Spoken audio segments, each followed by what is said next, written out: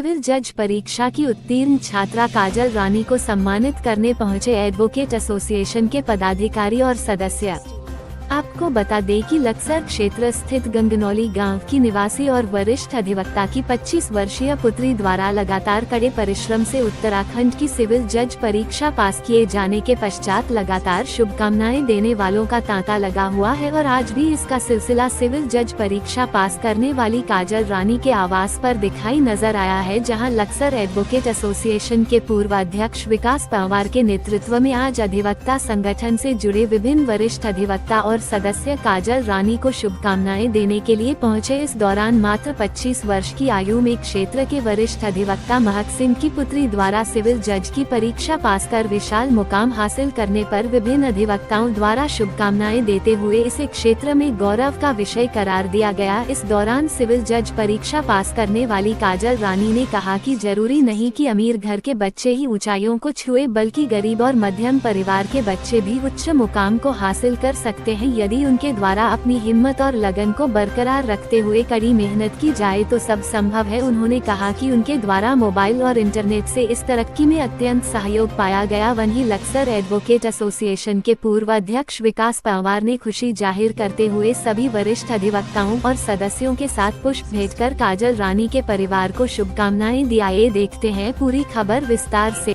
मैं सिर्फ इतना ही कहना चाहूंगी कि ऐसा नहीं है कि अमीरों के बच्चे ही जज बन सकते हैं या किसी ऊंची कामयाबी को हासिल कर सकते हैं। एक गरीब परिवार का बच्चा भी, एक गांव के देहात का बच्चा भी बड़ी कामयाबी को छू सकता है। बस चाहिए क्या, एक लगन, एक हिम्मत, और उसके जरिए वो कुछ भी पा सकता है। और ऐसा भी नहीं है कि आपको कोचिंग की जरूरत है तो आपको कहीं बाहर ही जाना पड़े। आप घर बैठे, सिर्फ एक मोबाइल की जरूरत है आपको और नेट की, आप घर बैठे यूट्यूब और गूगल से कुछ भी पढ़ाई कर सकते हैं और अपनी मंजिल को पा सकते हैं।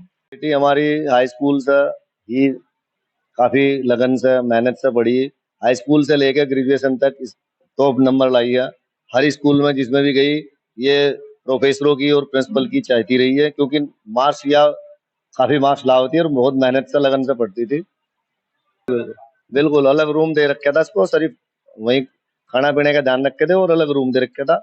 और हम इसे कोई काम नहीं बताए थे और सुबह ही 5 बजे जल्दी उठा देना, बस हमारी तो ये ड्यूटी थी।